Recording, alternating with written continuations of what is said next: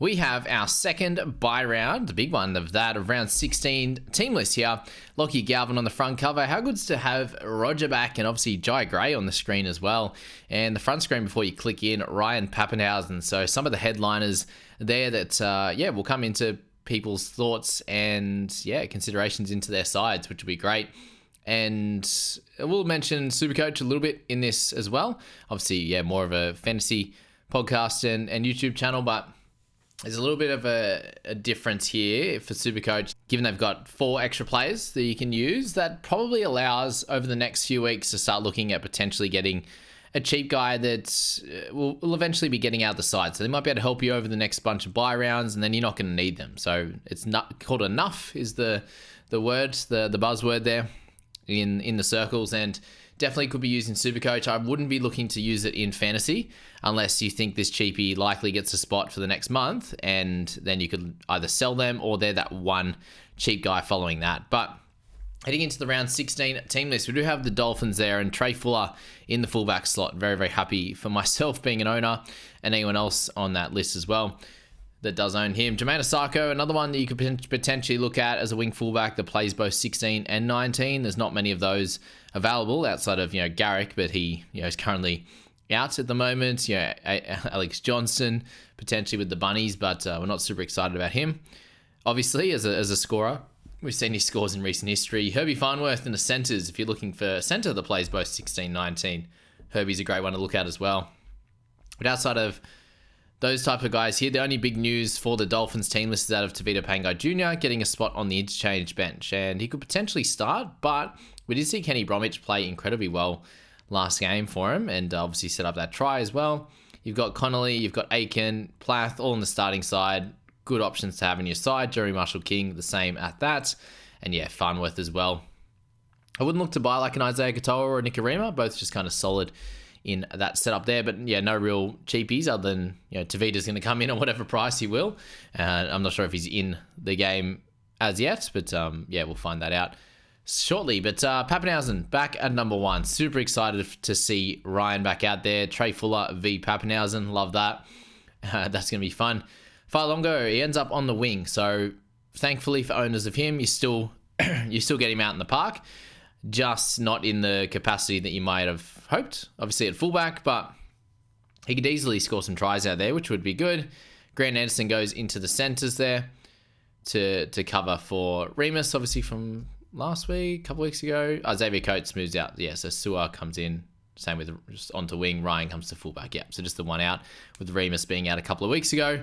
He is back on the reserve zone in 18, so he may come in and play for Grant Anderson in that team. Outside of that, Wishart and Hughes. Look to Hughes is still a really good buy. Wishart, obviously a hold over the next bunch of weeks. Sean Bloor, I still think you can hold this week. Hopefully he can do some good work against Lemuelu, which he'll get some traffic going his way, at least in that scenario.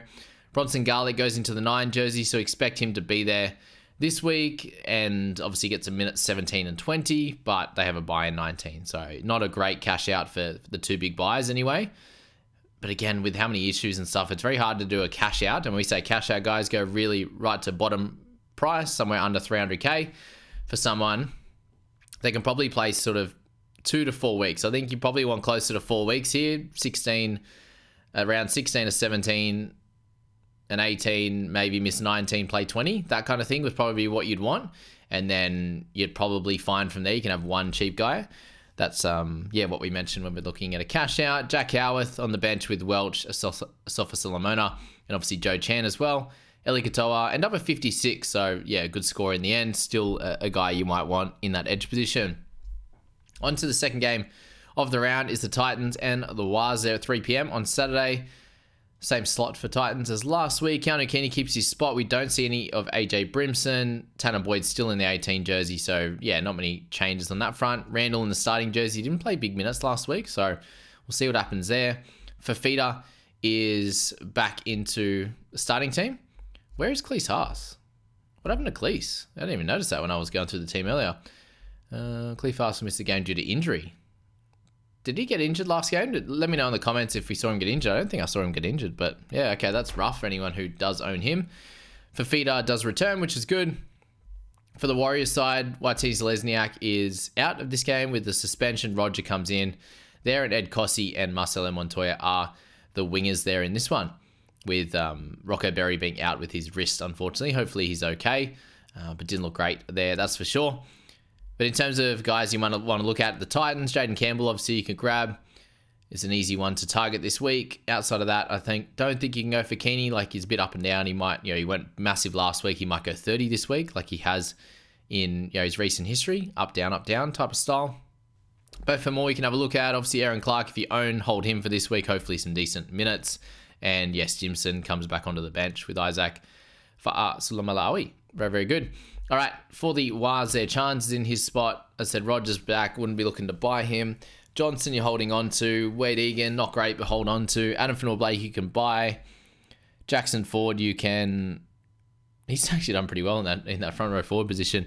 Pretty solid one there, but the big news here is that Dylan Walker, at the moment, is going to be playing on the edge. So hopefully Tohu Harris this week, with Kurt Capewell out, gets some more minutes, which would be nice. Not a 40-odd or 50 minutes, but back into the 65 to 70 would be great for his scoring. And Egan you're holding on to. Walker doing good things. Chanel, Jacob Laban, Jazz Tavanga, and Tom Ale. So yeah, hopefully, like it was a month or so ago, before he was out for a little bit, you saw him, Tohu, and also Aden playing really big minutes. So hopefully that's the case in this one. Barnett's out as well, obviously, given his 18th man. That was the big omission there, and is why as well they should likely be getting the good minutes. Roosters up against the Doggies. All right, so we've got some really good buys in the Roosters side of things. Mainly Teddy Manu. We get to see Dom Young hopefully return for owners of him, which would be good. Sam Walker, hold on. If you really want to go and take a plunge, Brandon Smith, a 410k. I don't think it's a great buy, but a few people asking me about it. It's not the worst shout in the world. It's not great, in my opinion, either, but is what it is. Nat Butcher gets another chance if you're holding on. Nafahu White should be getting good minutes this week with Wong and Tupanua, and also Blake Steep on the interchange bench. You'd imagine Sandon Smith actually gets some decent minutes this week as well. Didn't play at all last week, and expect Terrell May to get captaincy numbers again. Should be big minutes for him, along with Nafahu White. May could play massive minutes again, given he's gone really low. It's wild that he can play 20-odd minutes week to week, and then they just go, all right, 75 this time. So, yeah, crazy how that works out. Big news on the dog side, obviously, that Josh Curran has been named to play. Looks like he should be fine. He's been named on the edge there. Unfortunately, we see Jacob Preston not make the side, which means he's, a couple of weeks away within the next couple, which would be good. They need that for sure. Jake Turpin, Farmasili, Morin, and Hapoi all on the interchange bench, which is cool. We do see Vil Kikau back in the 23 jersey, so look to him to potentially make this side. They do play mid-game on Saturday, so he's still got plenty of time to prove his fitness. And in that case, you would see Curran move back to the bench there. But you see King, Reed Marnie. King's a hold. Reed Marnie could be more of a buy. We see Karaz in the centres there, which hopefully it should mean he's on the right-hand side. Hopefully Karaz and Wilson. And then Skelton might be with Bronson Sherry. But knowing, that probably has to be, doesn't it? Yeah, Bronson will stay on the left, so... Could you go Karaz and Skelton and then Sherry and Wilson? Potentially, but yeah, Wilson played really well on the right last time, so I'm assuming he'll stay there with Karaz moving back to centre just for the week. I think so. Because if they're likely to keep Wilson out on that wing when Karaz goes back to the left wing, that's probably the smart play, but they have been changing it around over the last couple of years there for sure. Matt Burton will play. Doesn't look like he's going to be in the Origin setups and has a buy in round 19 anyway. So up to you if you're looking to buy him in a fantasy or Supercoach perspective there for sure. And when I was talking about those like Nuffs, those cheapies to use, there hasn't really been anyone available in any of these games so far, but we will actually see a couple in the Tigers matchup that will actually be worth, I think, your time. You could look at a couple of the cheapies. Where do we see? Not that first game. Second game, where was it? No, maybe I'm just going through that last game there for sure. But I probably wouldn't be looking at any of those guys. And yeah, it is the last game. I was looking at them before and I was like, there's a bunch of guys we can target, but yeah, not in here in this one. That's probably all there. Curran, Bailey Hayward returns. Good to see him back after playing really well. It was this last game. So we have a Liam LeBlanc off the bench, but no top tier starters. Obviously, Jai Gray you could select, given he'll be in a but in a Supercoach perspective, he's only at fullback. For fantasy, if you've held on this long or you've managed to not get rid of him, then that works out pretty well. Someone I do wish I had as a cash out or a cheapie a lot of weeks ago is that of Carl Lawton, because he started a heap of times at 9, and now he's going to start at 7, which is pretty crazy. Big news out of this, obviously, Aaron Schopp goes into centres for Garrick after his move. Lehigh Hopewadi continues to play fullback. Again, it's this week, and then it's a bye, and then Tommy's going to come back.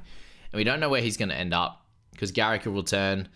Where's Kohler going to go? Or one of them going to go to the wing? Or one of them going to go to fullback? It's too hard to tell. Is Tommy just going to go straight back to fullback? There's so many things to think of with their side. Jake Simpkins starting with Gordon Chan-Kum-Tong. We have Ben Condon, Caleb Naval, and Atasi James, who we have seen before. No one in the starting side for both these sides, which is probably the main little worry, so far heading into this game, right? But you do have a couple of potential cash outs. I wouldn't be selecting any of these guys just because of the fact that they're unlikely to get any decent minutes on them.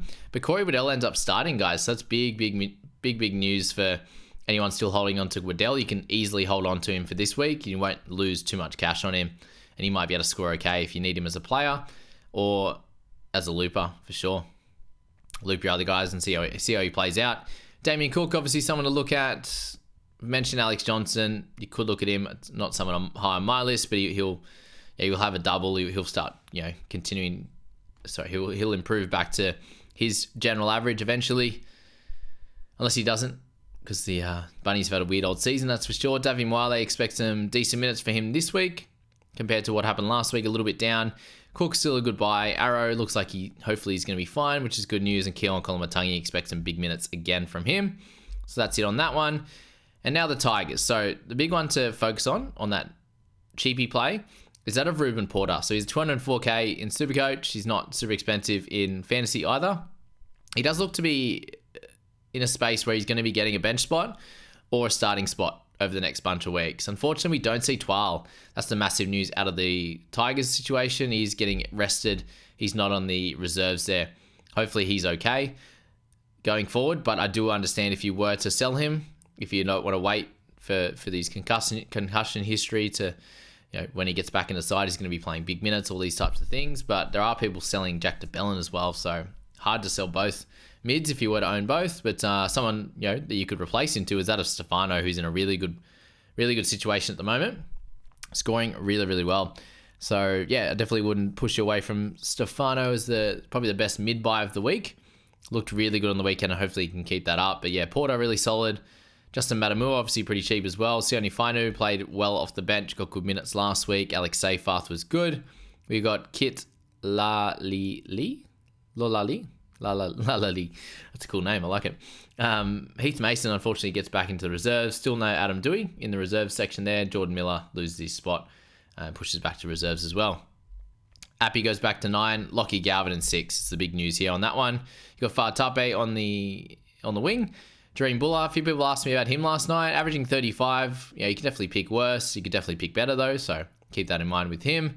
And on the Raiders side, very, very similar side that's been running out in recent history, with Tom Starling the one out, with Zach Wolford going into interchange 14 there in that one. So that's the only real big change there. And if you're looking to purchase anyone, it would be Joe Tarpany, and that would be it. You're holding on to Weeks, you're holding on to Strange at the moment. Jordy Rapinoe or Matt Timoko, a few people asked me about them. I think really solid, but nothing, not knocking out of the ballpark with those two. So I think that is all. Yeah, very simple TLT. We'll get in and do some further discussion, and obviously, get your questions in, and I'll incorporate that into the videos as well. But a big thank you to all of you guys for being here. A little bit later today. It's going to be out a little bit after 6 p.m. Sydney time, but that's all right. Obviously, man has to work sometimes, and there's not too much craziness coming into this week. So hope you enjoy this video, guys, and I'll see you in the next one.